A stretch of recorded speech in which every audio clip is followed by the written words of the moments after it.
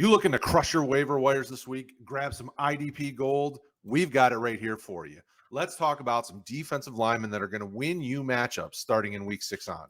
Kraig, who are we talking about? These are all flyer guys. We do have bye weeks starting this week, so make sure you're aware of that. Lions, Texans, Raiders, and Titans are all on bye, and with the injuries, of course, these can matter more. So a lot of these, are sort of fill-in plays. The first one really is a flyer that I'm going to take my chance on this week. Yetur Gross-Matos, defensive end for the Carolina Panthers, hasn't done much this year, but he had his best week of the season this past week with 2 solos, 2 assists, a tackle for a loss against the 49ers.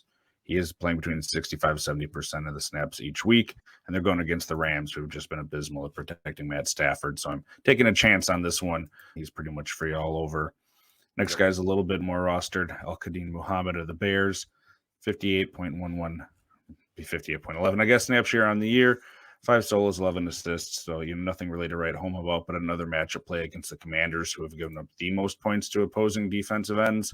Could be huge. Really nice spot to get tackles or tackle for a loss or a sack this week. Zach Allen is a guy. He's a defensive end or tackle, depending on your league, but he's been productive. 10 solos, 11 assists, 2 sacks, and 5 pass deflections with 8 combined tackles and a sack each of the past 2 weeks. And they're going to be playing the Seahawks this week. High-scoring game potential here. 84.19% snap share, which is huge for a defensive lineman, so he's going to be on the field and get you plenty of chances. And then the defensive tackle only play, Grover Stewart this week. He's the nose tackle to DeForest Buckner's defensive tackle. He's got 13 solos, which is tied for second among defensive tackles this year. 5 assists, a sack, block, kick. And they're playing the Jaguars, who give up the second most points to defensive tackles on the year. So really nice spot play there too. Yeah, could be huge. And the Carolina one will be interesting because they fired their head coach. They fired their DC. Yep. So, they've got Wilkes taking over, and he's a defensive guy. So Gross-Matos is an exciting pickup for sure. All right, talking linebackers, who are the guys that we should be targeting? And one of them is interesting because he moved. Yeah, Deion Jones, everyone's probably heard by now, got traded to the Browns. Not sure what he's going to do the first week, but here's a guy that has given you 100 combined tackles every year. He's played double-digit games. He's a tackling machine on those Falcons on bad teams, and he's going to a better team here, a better defensive line in front of him.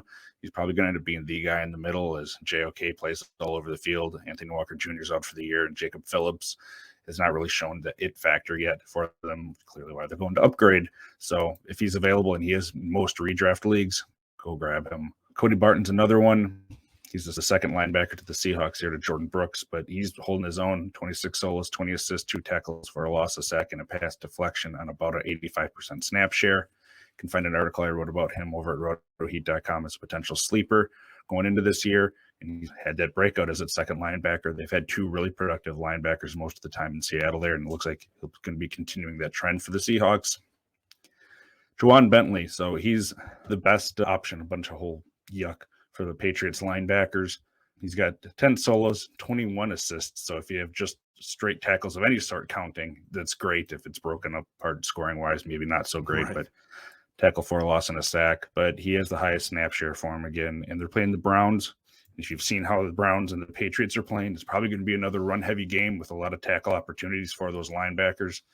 Defensive line doesn't do a whole lot for the Patriots in terms of tackle production, so I really like him. And another guy, so leaving the Falcons was Deion Jones. Rashaan Evans has been starting for them most of the year. He's got a 97% snap share, 22 solos, 19 assists, tackle for a loss, 2 pass deflections, 2 fumble recoveries. They're playing the 49ers this week, who give up the 5th most points to opposing linebackers. He's a guy that you could probably pick up and have rest of the season value in terms of third linebacker, second if you're in a pinch, or a flex start. Yeah, I've been playing Evans in quite a few leagues that I have deeper rosters, so he's definitely one that I agree 100%.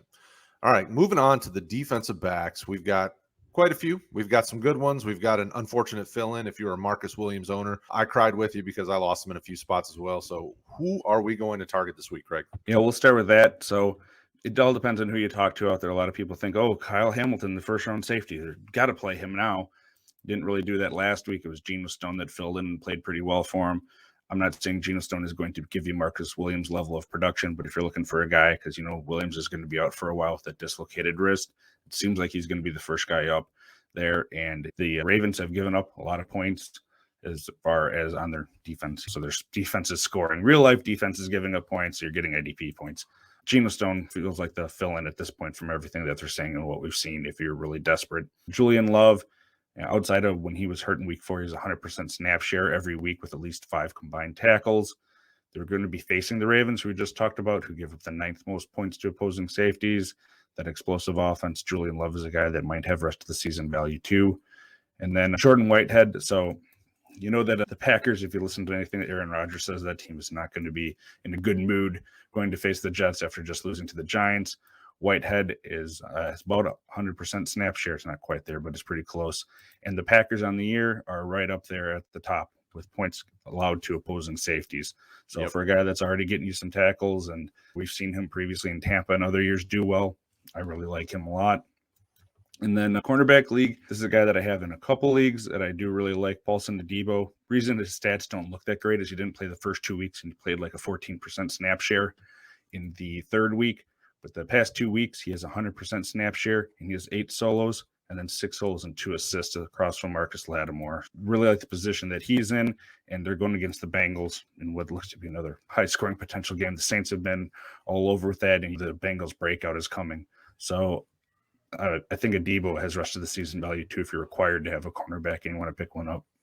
Oh, 100%. And there's the interesting thing, like we always say, is don't be afraid to rotate your corners every week. I've started a different corner every week in almost all of my cornerback specific leagues. So there are plenty of options out there. Adebo's a great one because he's the number 2 and people are not going to target the other side nearly as much. So there's a ton of potential for tackles and things like that. So those are it, folks. As always, if you need us, hit us up, like, subscribe, hit the notification icon. We'll see you later.